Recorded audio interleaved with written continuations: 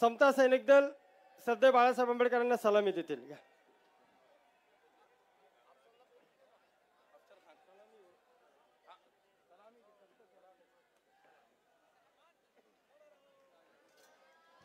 Parade सावधान, parade विश्राम, parade सावधान, साम्यवाद हिलो मत.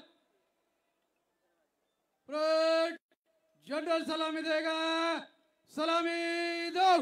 जय भीम, जय भीम, जय भीम. दो.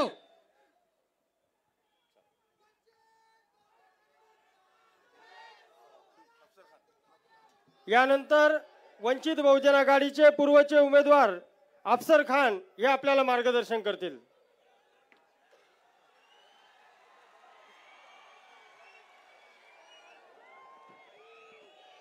आज ऐतिहासिक आम खास मैदान पर वंचित बहुजन आघाड़ी की जाहिर सभा होने जा रही है.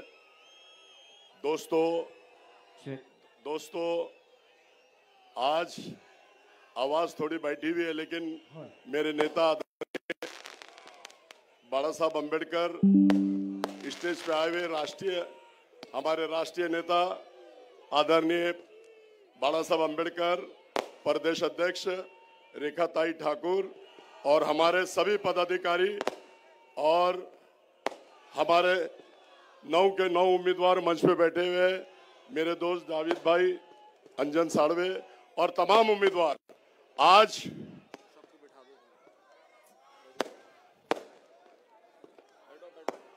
आप लोग सब बैठ गए तो बाला साहब आ गए हैं. अभी हम 5-5 मिनट लेंगे और आदरणीय हमारे नेता बाला साहब अम्बेडकर, जिन्होंने तबीयत खराब हुई,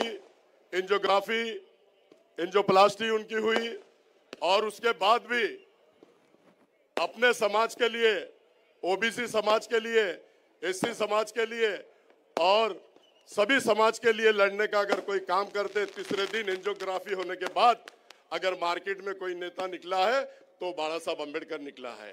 क्योंकि आज महाराष्ट्र के अंदर, हिंदुस्तान के अंदर अनेक दलित समाज पर और मुस्लिम समाज पर जो जुल्म, अन्याय, अत्याचार हो रहा है, उसके लिए सिर्फ आवाज उठती है महाराष्ट्र में और देश में तो सिर्फ बाला साहब अम्बेडकर की आवाज उठती है.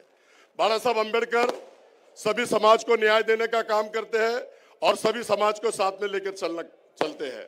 आपको मैं बता दूं कि वो महाराष्ट्र के इलेक्शन होने जा रहे हैं और महाराष्ट्र के अंदर 200 से सीट हमारी लड़ रही है.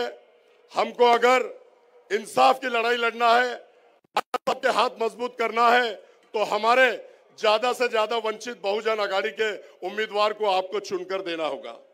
और आप अगर देंगे तो उस बीजेपी की जो सरकार है, जातिवाद जो सरकार है, उसको उखाड़ के फेंकने का काम हमको और आपको मिलकर करना पड़ेगा. और आज आपने देखा होगा कि औरंगजेब रहमतुल्लाह अलैह के बारे में हमारा गिरावा खासदार शक्ति कपूर बोलता है कि औरंगजेब रहमतुल्लाह अलैह आले गेले मेले और संभले. अरे शक्ति कपूर, मेरे को बता दूं कि तू भी जितने स्पीड से आया था, आमदार बना, बाला साहब अम्बेडकर की वजह से खासदार बना और बाला साहब अम्बेडकर की वजह से खासदार बना, और अब उतनी स्पीड से तू रिवर्स आएगा और उतनी स्पीड से तेरा खेल यहाँ खत्म होगा. तू भी आला गेला मेला था, संपलान है तुझा विषय थे. और वो शक्ति कपूर कल भाषण कर रहा था, उसकी मैंने क्लिप देखा. ऐसा इमोशनल हो रहा है जैसे बता रहा है कि सब लोगों को इमोशनल ब्लैकमेल कर रहा है. ऐसे बता रहा है कि मेरी माँ की तबीयत बहुत खराब थी, मुझे नहीं चाहिए आमदार, मुझे नहीं चाहिए खासदार, और तुम लोगों की अगर जिनकी माँ है तो उनकी खिदमत करो. अरे ये मगरमच्छ के आंसू बहा रहा था, लोगों को इमोशनल कर रहा था. तू पत्रकार जब पत्रकार था तो 17 साल तू पूना में था, माँ तुम्हारी यहाँ थी. इमोशनल ब्लैकमेल मेरी कौम और मिल्लत को मत कर. आपने देखा होगा कि पूर्व मतदार संघ से और सेंटर मतदार संघ से जब तक के ये समीकरण दलित और मुस्लिम का बैठेगा नहीं, न मध्य से सीट चुनकर आएगी, न पूर्व से सीट चुनकर आएगी, न पश्चिम से सीट चुनकर आएगी। आदरणीय बाला साहब ने एक निर्णय लिया है कि आज देख लो, महाराष्ट्र के अंदर अगर सबसे ज्यादा मुसलमान उम्मीदवार दिया है तो हमारे नेता आदरणीय बाला साहब अम्बेडकर ने दिया है। बाला साहब अम्बेडकर साहब ने ओबीसी को दिया, एसटी को दिया, एसटी को दिया। एक न्याय अगर महाराष्ट्र में और देश में सब समाज के साथ करते हैं तो आदरणीय नेता हमारे बाला साहब अम्बेडकर करते हैं। और मैं आपको बता दूं कि औरंगजेब रहमतुल्लाह अलैह के बारे में जब सिर्फ कोई फोटोज लेके आ रहे थे तो उनके ऊपर गुनाह दाखिल हो रहा था। फोटोज लेने के आने के बाद गुनाह दाखिल हो रहा था। तो हमारे आदरणीय नेता जो जुल्म, अन्याय, अत्याचार मेरी कौम और मिल्लत पे हो रहा था, हमारे आदरणीय नेता वहां पर जियारत करने के लिए गए और बोले डिपार्टमेंट को और सबको कि अगर केस करना है तो मुझ पे करो, क्योंकि औरंगजेब रहमतुल्लाह अलैह कोई बाहर के या अतिरेकी नहीं है। वो इस देश पे 50 साल से ऊपर उन्होंने राज किया और वहां पर जियारत करना या वहां पे जाना कोई जुल्म, अन्याय, अत्याचार नहीं है। लेकिन ये शक्ति कपूर उसके धरने में सिर्फ फोटो लेके आ गए तो बोल रहा है ये मेरे लोग नहीं है। देखो कितना डरता है केस से, मेरे लोग नहीं है। अरे तेरे लोग है या नहीं है, लेकिन मुस्लिम समाज के कौम और मिल्लत के तो लोग वहां पे थे ना, और तू कौम और मिल्लत के लोगों पे गुनाह दाखिल करवा देता है। उधर जाके देशी दारू तोड़ता है, 5 लाख रुपए हफ्ता बांध लेता है। उधर जाके वाइन शॉप पे बात करता है, 5 लाख रुपए हफ्ता बांध लेता है।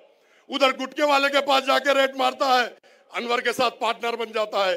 रेती का धंधा वो खुद करता है और बायोडीजल में 3-3 लोगों के साथ पार्टनर बनता है और हजारों करोड़ रुपए कमाने का काम वो शक्ति कपूर ने किया।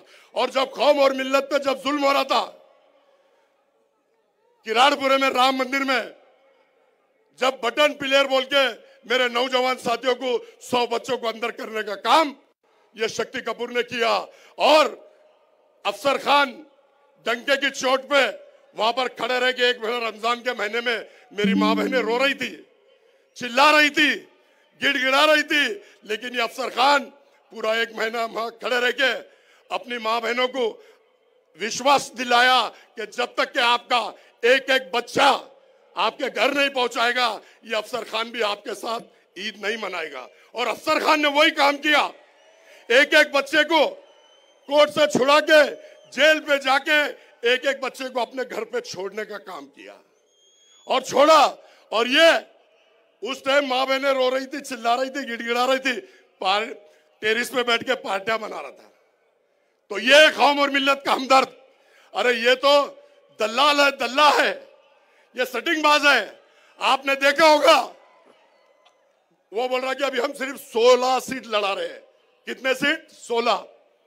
अरे शक्ति कपूर, तेरे फॉर्म सिर्फ 20 गए। महाराष्ट्र के फॉर्म तूने यही रखा था, पूरे महाराष्ट्र में 20 फॉर्म गए और 4 जगह तूने सेटिंग किया। पश्चिम में अरुण बड़े जो 12 साल से काम कर रहा था, उसका टिकट काटने का तूने काम किया। तूने सिल्लोड़ में उम्मीदवार नहीं दिया, तूने वैजापुर में 5 करोड़ लेके वहां से वहां भी उम्मीदवार नहीं दिया। अनेक लोगों को तू सेटिंग बाज है, सेटिंग प्लेयर है, तू सिर्फ सेटिंग करता है। और आपको बता दो कि रामगिरी महाराज हमारे हुजूर की शान में गुस्ताखी करता है, तो रामगिरी महाराज को इसने 50 लाख रुपए देके उसके वहां मठ में हाल बनाया है। उसके भी सारे फोटोज मेरे पास आ गए हैं। और अगर राम जी महाराज हमारे हुजूर की शान में अगर तू गुस्ताखी करता है तो अफसर खान, अगर तुम लोग मुझे हिम्मत बहुत है, ताकत दो, अगर तुम लोग ताकत देते हैं तो रामगिरी के महाराज में घुस के उसके नष्ट नाबूद नहीं करूंगा, तो अफसर खान नहीं बोलना। और वो 1.5 फुटिया नीतीश राणे कहता है कि मुसलमानों की मस्जिद में घुस के चुन चुन के मारूंगा। तो इस स्टेज से तेरे को चैलेंज करता है नीतीश राणे, तो हमारी मस्जिद की सीढ़ी पर तो आके बता, तू वापस नहीं जाएगा, ऐसा मैं कहता हूं। और दूसरी बात मैं बता दूं, वो राज ठाकरे कहता है कि हमको सत्ता में लाओ, हम सत्ता में आएंगे। राज ठाकरे, तेरे को भी इस स्टेज से चैलेंज करता हूं कि मस्जिद के भोंगे उतारने तो बहुत दूर की बात है, अगर तू मस्जिद के भोंगे तक जाएगा तो तेरा हाथ वहीं रखने का काम ये अफसर खान करेगा। आज आदरणीय बाला साहब को सुनना है। एक शेर के साथ अपनी जगह लेता हूं।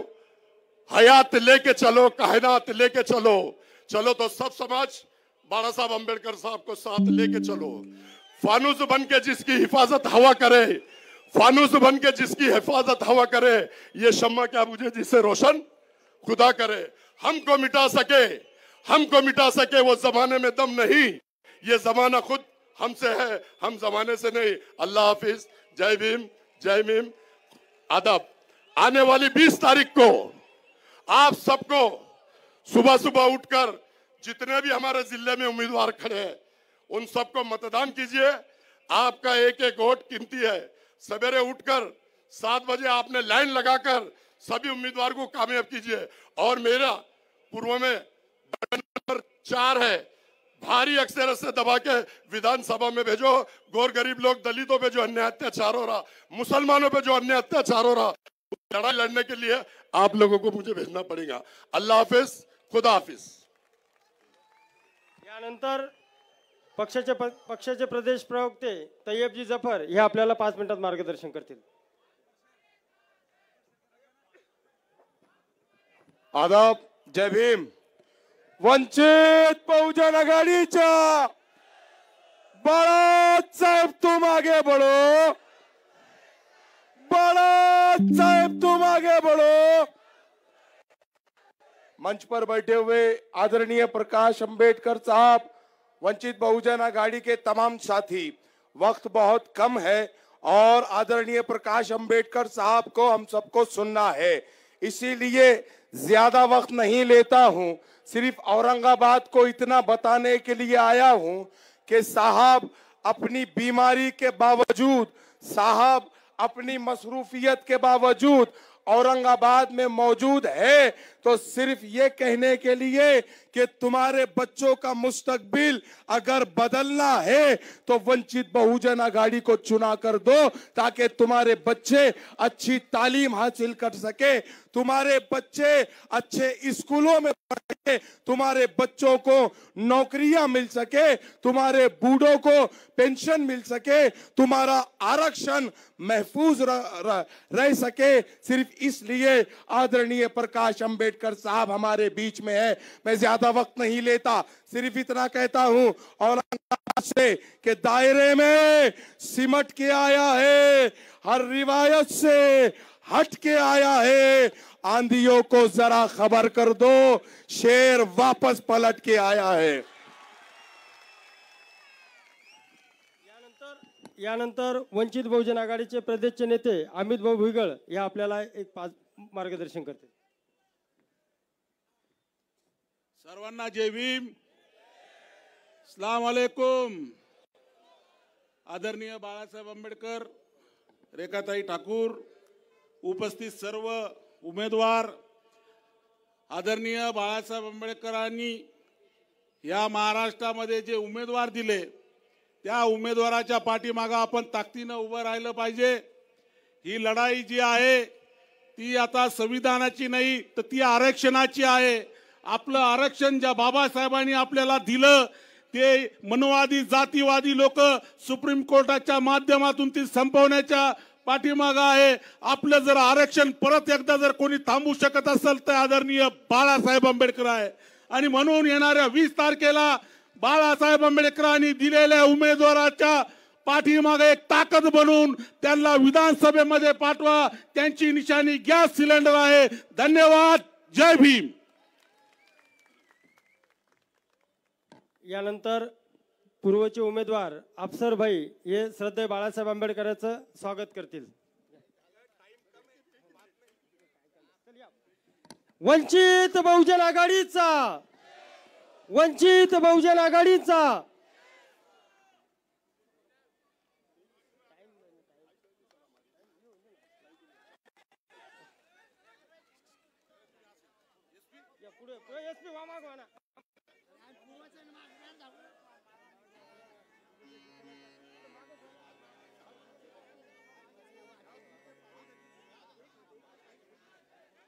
या ठिकाणी काही पदाधिकारी प्रवेश करणार आले, यामध्ये राहुल मकासरे, रोहित साळवे, कमलेश दाभडे यांनी 2 2 मिनिटांमध्ये.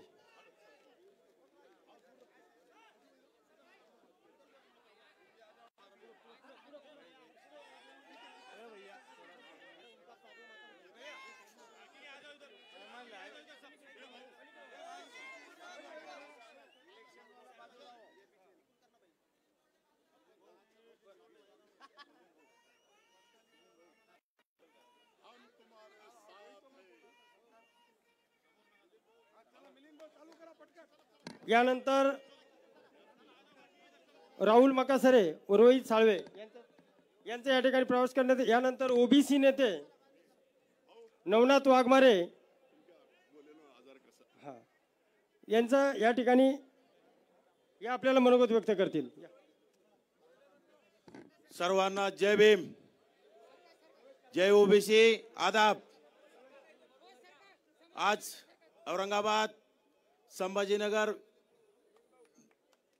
9 विधानसभेच्या जागेसाठी प्रचार सभेला या विचार मंचावर ओबीसी बहुजनांचे नेते श्रद्धेय बाळासाहेब आंबेडकर, प्रदेशाध्यक्ष रेखाताई ठाकूर आणि मंचावरील सर्वच पदाधिकारी, समोर बसलेले माझे ओबीसी बहुजन बांधव, माता आणि भगिनींनो, बांधवांनो, गेल्या 75 वर्षापासून म्हणजेच भारत स्वतंत्र झाल्यापासून आजपर्यंत आपण प्रस्थापित समाजाला, मराठा समाजाला आणि धनदांडग्यांना विजयी करत आलोत. परंतु आता याच प्रस्थापित धनदांडग्यांनी आणि निजामी मराठ्यांनी ओबीसींचं आरक्षण धोक्यात आणलेलं आहे.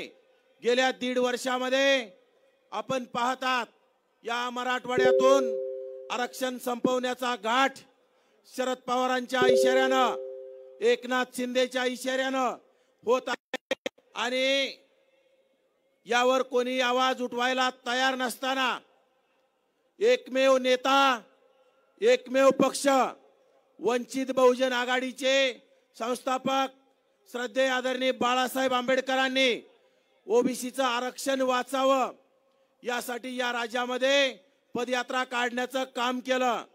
त्याची सुद्धा समारोपाची सभा या आमकास मैदानावर मी त्याचा साक्षीदार आहे. आणि खरंच ओबीसींचं आरक्षण वाचवायचं असेल तर येणाऱ्या काळात काँग्रेस असेल, दोन्ही शिवसेना असेल, दोन्ही राष्ट्रवादी असतील आणि भाजप असेल, जे भाजप आजपर्यंत आपल्याला आमचा डीएनए ओबीसी म्हणत आलंय, ते भाजपचं ओबीसीवरील असणारं पुतना मावशीचं प्रेम आपल्याला दाखवण्याचं काम करत आहे. परंतु गेल्या 57 लाखापेक्षा जास्त बोगस नोंदी मार्फत या राज्यामध्ये 57 लाख कुणबी प्रमाणपत्र काढून ओबीसी मध्ये जी घुसखोरी झाली हे अवघड्या डोळ्याने पाहत असताना भाजपच्या नेत्यांनी आणि भाजपच्या मंत्र्यांनी कुठलाही विचार केला नाही. अशा सर्वच नेत्यांना या महाविकास आघाडी आणि महायुतीला आपण येणाऱ्या काळात पराभूत केलं पाहिजे. आपल्या आरक्षणासाठी लढतोय, जो पक्ष आपला आवाज बनू पाहत आहे, त्यासाठी श्रद्धेय बाळासाहेब आंबेडकरांनी या राज्यामध्ये 100 पेक्षा जास्त ओबीसीचे उमेदवार देण्याचं काम केलंय. खरं तर बांधवांनो, या राज्यामध्ये प्रस्थापित पक्षाने ओबीसींना सुद्धा त्यांच्या हिश्श्याप्रमाणे तिकीट कधीही दिले नाहीत. मुस्लिम बांधवांना दिले नाहीत, दलित बांधवांना दिले नाहीत, तरी सुद्धा आपण त्यांना सहकार्य करण्याचं आणि पाठिंबा देण्याचं काम करतो. हा पाठिंबा, हे सहकार्य आपण येणाऱ्या काळात थांबवलं पाहिजे. आणि आता येणाऱ्या काळात फक्त वंचित बहुजन आघाडी ज्यांनी 100 पेक्षा आमदार घडवण्याचं काम, ओबीसीचं आरक्षण वाचवण्यासाठी जे शब्द दिलाय, त्यासाठी आपल्याला वंचित बहुजन आघाडीच्या पाठीशी राहावं लागेल. त्यासाठी येणाऱ्या 20 तारखेला वंचित बहुजन आघाडीची निशाणे गॅस सिलेंडर, या सिलेंडर समोरील बटन दाबून आपल्याला प्रचंड बहुमताने या औरंगाबाद जिल्ह्यातील सर्वच्या सर्व विधानसभेचे उमेदवार प्रचंड असे बहुमताने विजयी करावे, अशी आपणा सर्वांना कळकळीची विनंती करतो आणि माझं भाषण थांबवतो. जय भीम, जय ओबीसी. यानंतर पक्षाचे प्रदेशाध्यक्ष रेखाताई ठाकूर या आपल्याला मार्गदर्शन करतील.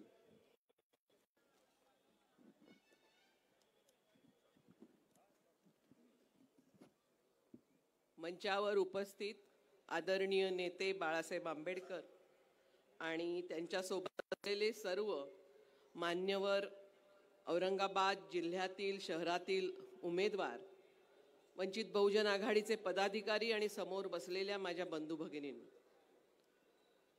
या औरंगाबाद शहरामधून आज आपल्याबरोबर बातचीत करताना एक गोष्ट मी आपल्याला लक्षात आणून देऊ मागते की ही औरंगाबादची जी भूमी आहे, डॉक्टर बाबासाहेब आंबेडकरांची एका अर्थाने कर्मभूमी आहे. आणि या औरंगाबादमध्ये जे काही एकूण महाराष्ट्राच्या राजकारणामध्ये शिजत आहे त्याचा एक प्रचंड वेगळा असा संघर्ष आपण पाहत आहोत. वंचित बहुजन आघाडीने अनेक उमेदवार दिलेले आहेत. 9 पैकी 4 मुस्लिम आहेत, ओबीसी आहेत, बौद्ध आहेत. एक गोष्ट आपल्याला आठवण द्यायला मागते की महाराष्ट्राचे गृहमंत्री, महाराष्ट्राचे उपमुख्यमंत्री यांनी काही दिवसापूर्वी इथे येऊन समाजामध्ये तेढ निर्माण करणारी वक्तव्य केलेली आहेत. व्होट जिहादची भाषा या ठिकाणी केली गेली आणि व्होट जिहादच्या विरोधामध्ये धर्मयुद्धाची हाक देखील दिली गेली. एकच आपल्याला सांगते की गेले जवळजवळ 2-2.5 वर्ष हे सत्तेवर आहेत. एवढ्या काळामध्ये प्रचंड मोठ्या प्रमाणावरती महागाई वाढलेली आहे.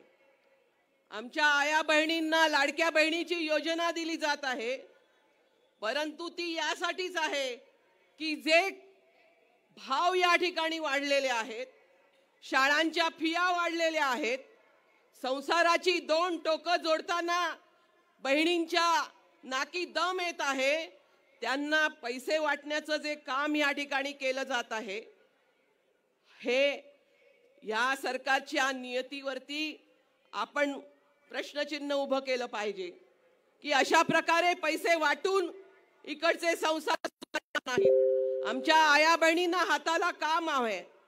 आया बहिणींची आज आपण बघतो आहोत की अब्रू ज्या प्रकारे लुटली जात आहे, जेवढे अत्याचार वाढलेले आहेत, हॉस्पिटल्समध्ये त्यांना सुविधा मिळत नाहीत, आरोग्य सेवा प्रचंड या ठिकाणी कमी आहे आणि म्हणून आपल्याला दिसतं की बाळंतपणामध्ये आपल्या बहिणींचे मृत्यू देखील मोठ्या प्रमाणावरती या ठिकाणी होत आहे. पैसे आम्हाला खैरातीसारखे नकोत. ज्याप्रमाणे उमेदवार या ठिकाणी पैसे वाटतात आणि मतं विकत घेतात, त्याप्रमाणे 2 वर्षाच्या शेवटी गेल्या 2 महिन्यामध्ये 1500 रुपये देऊन ते आपली मतं विकत घ्यायला मागता आहेत. यांना सडेतोड जबाब दिला पाहिजे. आणि आज ते काही करू शकलेले नाहीत. या ठिकाणी आपल्या गरिबांसाठी, महिलांसाठी, मुस्लिमांसाठी, दलितांसाठी काही करू शकलेले नाहीत. म्हणून आपल्याला आपापसामध्ये भांडायची भाषा, आपल्याला भांडवायची भाषा ते करत आहेत. मी एकच प्रश्न विचारते, उद्धव ठाकरेंनी खूप मोठा चांगला कारभार केला असं म्हटलं जातं, परंतु या औरंगाबाद शहरामध्ये त्यांची म्युनिसिपालिटी माझ्या मते 25 वर्ष जवळजवळ ते या ठिकाणी सत्तेवर आहेत, परंतु औरंगाबादच्या जनतेला पाणी देण्याचं काम ते करू शकलेले नाहीत. त्यांना फक्त औरंगाबादचं संभाजीनगर करता येतं आणि याची वोट जिहादची भाषा करता येते. लोकांना आपापसामध्ये अशा प्रकारे तुम्ही शांतता देत नाही आहात, या ठिकाणी विकास देत नाही आहात. आपापसात लढवण्याचं पाप करू नये. आणि हे पाप जर का या देशाचा, या महाराष्ट्राचा गृहमंत्री करणार असेल तर तो मोठा गुन्हा आहे. या गुन्हेगारांना धड्या शिकवल्याशिवाय तुम्ही राहू नका. मी अधिक बोलत नाही, साहेबांना वेळ हवा आहे, परंतु आपल्याला एवढंच सांगते की यांनी कामं केली नाहीत म्हणून ते आपल्याला आपापसात लढवण्याची भाषा करता आहेत. त्यांना खऱ्या अर्थाने घरी बसवण्याचं काम तुम्हाला करायचं आहे. एवढं बोलून मी आपली रजा घेते. जय भीम. यानंतर श्रद्धेय बाळासाहेब आंबेडकर हे आपल्याला मार्गदर्शन करतील. एक बार जोन बहुजन आघाडीचा वंचित बहुजन आघाडीचा बाळासाहेब आंबेडकर साहब तुम आगे बढ़ो. बाळासाहेब आंबेडकर साहब तुम आगे बढ़ो.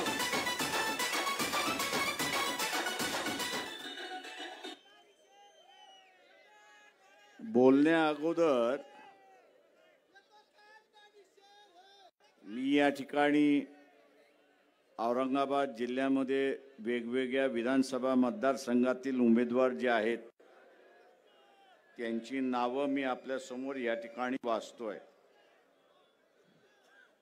108 पश्चिम मध्ये अंजन लक्ष्मण साळवे हे उमेदवार आहेत. 107 मध्ये मध्य जावेद खुरेशी हे उमेदवार आहेत. 109 पूर्व मध्ये अफसर खान हे उमेदवार आहेत.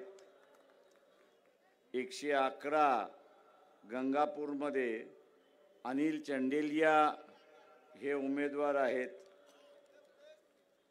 106 फुलंब्री मध्ये इंजिनियर महेश कल्याणराव निंबळे हे असणारे उमेदवार आहेत. 110 पैठण या मतदारसंघामध्ये अरुण काका गोडके हे उमेदवार आहेत. 112 वैजापूर या ठिकाणी इंजिनियर किशोर जेजुरीकर हे उमेदवार आहेत. 104 सिल्लोड बनेका पठाण आहेत आणि 105 कन्नड आयाज शहा हे सर्व उमेदवार आहेत. या सर्व उमेदवारांची निशाणी गॅस सिलेंडर आहे. तेव्हा गॅस सिलेंडर समोरचं बटन दाबून आपण यांना विजयी या ठिकाणी करायचं आहे.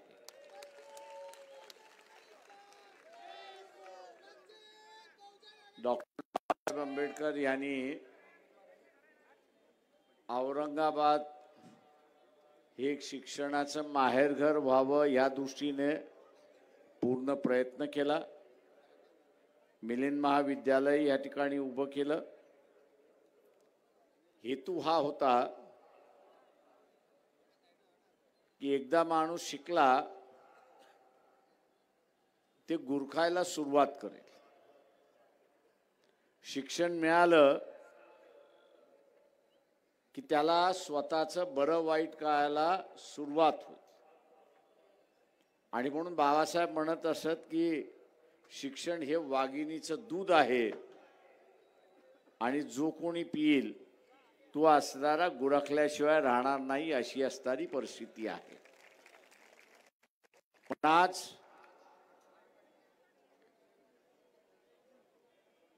एक वेगळं संकट या ठिकाणी आलेलं आहे हे आपण लक्षात घ्या. एका वेगळं संकट आलेलं आहे. ओबीसीवरती सुद्धा तेच संकट आलेलं आहे. SC ST वरती सुद्धा तेच संकट आलेलं आहे. आणि मुस्लिम समूह ज्यांना 5% आरक्षण सुप्रीम कोर्टाने मान्य केलेलं आहे ते लागू करा म्हणून अशी मागणी मागतात आहेत. ही परिस्थिती आहे. आज ओबीसीचं आरक्षण पूर्णपणे धोक्यात आले. विधानसभा निवडणुकीच्या अगोदर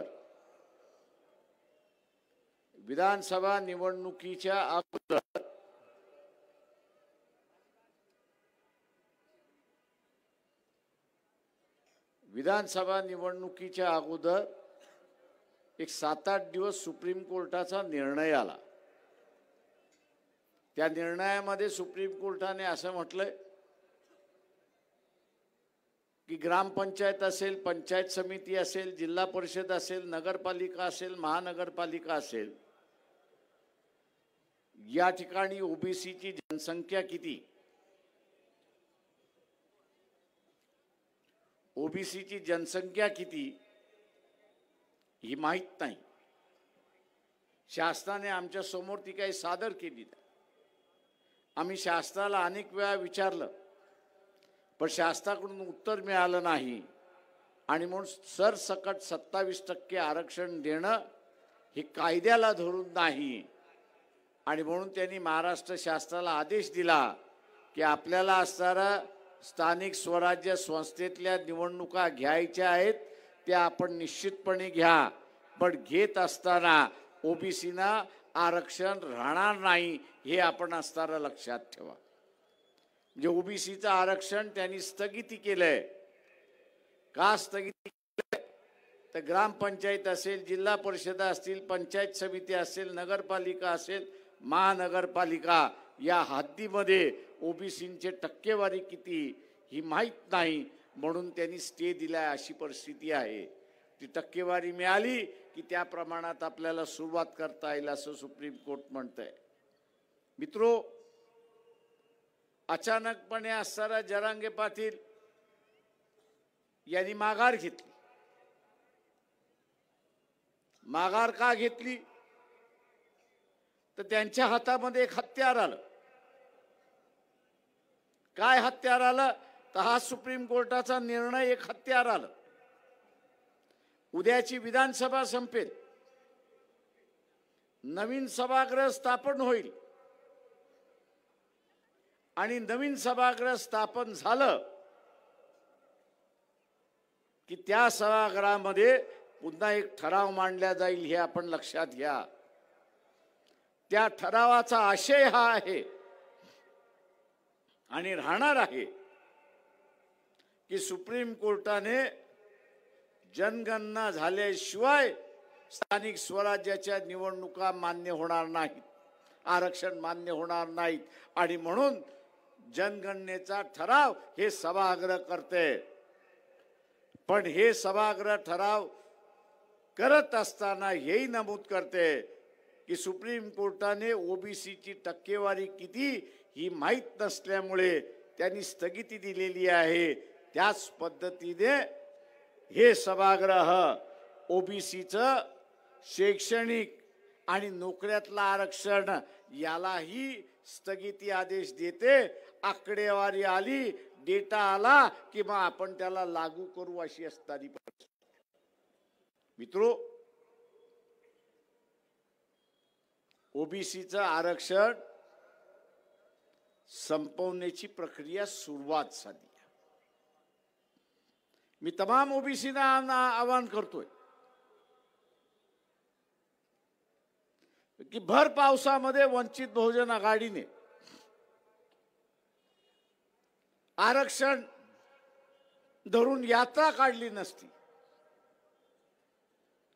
तर अनेक गावं पेटली असती. अशी परिस्थिती, अनेक गावं पेटली असती, ओबीसींची घरं जळाली असती. 77-78 साली नामांतराच्या वेळेस काय झालं ते मी पाहिलेलं आहे, अनुभवलेलं आहे, बघितलेलं आहे. ते पुन्हा होऊ नये म्हणून आपण असणारा भर पावसामध्ये यात्रा काढून इथलं वातावरण नुसतं शांत केलं नाही तर ओबीसीना एक दिलासा दिला की आम्ही वंचित बहुजन आघाडी हा आपल्या पाठीशी ठामपणे उभा आहोत. आज आपण बघत असाल की भारतीय जनता पक्षाचं नवीन स्लोगन निघालं, बटेंगे तो कटेंगे. अरे बाबा, बटेंगे कोण ते तर पहिल्यांदा सांगा. इथली वाटणी झाली, इतनी वाटनी झाली है, बटना बन चुका है. एक तरफ ओबीसी है और दूसरी तरफ मराठा है. वाटणी झाली. ओबीसी म्हणतो मी मराठ्याला मतदान देणार नाही आणि मराठा म्हणतो मी ओबीसीला मतदान देणार नाही. वाटणी तर झाली. बटेंगे तो पूरा हो गया. त्याला हातभार कोणी लावला तर भारतीय जनता पक्षाने हातभार लावला, त्याला हातभार कोणी लावला तर काँग्रेसने हातभार लावला, त्याला हातभार कोणी लावला तर शरद पवारांनी त्याला हातभार लावला. मी त्या ओबीसीना विचारतो, तुम्हाला आरक्षण पाहिजे की नको आहे? आरक्षण पाहिजे असेल तर वंचित बहुजन आघाडीला मतदान करा, हे आवाहन मी आपल्या सगळ्यांना या ठिकाणी करतोय. जे सांगितलं जात आहे की धर्म खतऱ्यामध्ये आहे, मी ओबीसीला विचारतो, जाहीर विचारतोय, आपल्या घरातला जो देवारा आहे, वाड वडिलांपासून आलेला देवारा जो आहे, हा देवारा ज्या दिवशी आपल्या घरातून आपण काढणार त्या दिवशी धर्मावरती संकट आलंय असा मानणारा मी आहे.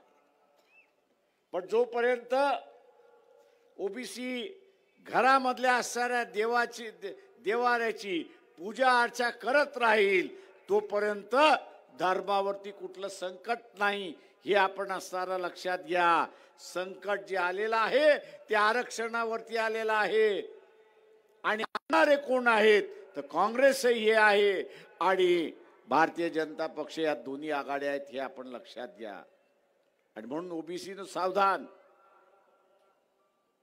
आज घरामध्ये तलाठी आहे, आज घरामध्ये ग्रामसेवक आहे, अधिकारी आहे, डॉक्टर आहे, इंजिनियर आहे आणि अनेक ठिकाणी हॉस्पिटल्स उभ्या केल्यात अशी असताना परिस्थिती. याचं कारण आरक्षण मिळालं, याचं कारण आरक्षण मिळालं.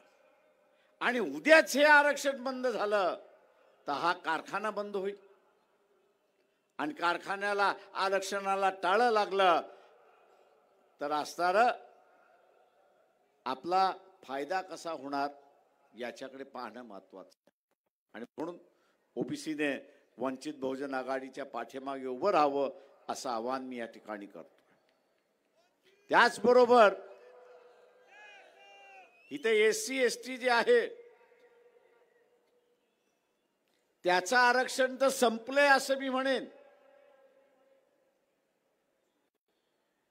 काँग्रेसच्या नादी लागलात लोकसभेला,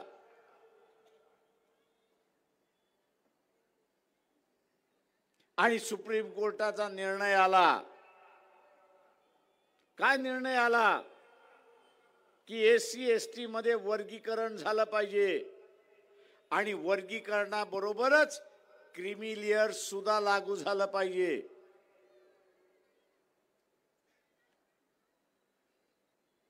ओबीसी मधला क्रीमी लेयर वेगळा आहे, एससी मधला क्रीमी लेयर वेगळा आहे, एससी आणि एसटी क्रीमी लेयर वेगळा आहे.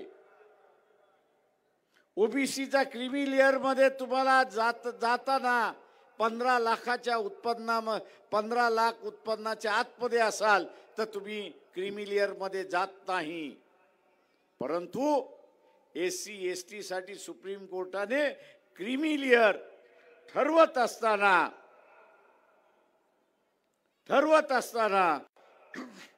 त्यांनी वेगळा निकष लावला, हे आपण लक्षात घ्या. तो निकष काय आहे? एका कुटुंबामध्ये एकाने आरक्षणाचा लाभ घेतला असेल, एकाने कुटुंबातल्या व्यक्तीने आरक्षणाचा लाभ घेतला असेल तर ते कुटुंब क्रीमी लेयर मध्ये येतं असं नमूद केलेलं आहे. क्रीमी लेयर मध्ये येतो असं नमूद केलेलं आहे. आणि म्हणून ज्यांनी फायदा घेतलाय, आरक्षणाचा लाभ घेतलाय, तो क्रीमी लेयर मध्ये गेलाय, हे आपल्याला मान्य आहे का? पहिल्यांदा असताना मला सांग. ज्याला मान्य आहे त्यांनी हात वरती करावं, ज्याला मान्य नाही त्यांनी आता हात वरती करावं. वेळ होत आलेला याची मला जाणीव आहे. मी आपल्या सगळ्यांना असं आव्हान करतोय की आत्ताचा लढा हा आरक्षण वाचवण्याचा लढा आहे आणि आरक्षण वाचवायचं असेल तर आमदाराशिवाय वाचू शकणार नाही हे आपण लक्षात घ्या.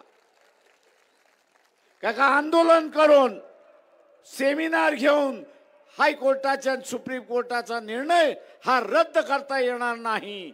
तो रद्द करायचा असेल तर लोकसभेला आणि विधानसभेलाच अधिकार आहे हे लक्षात घ्या.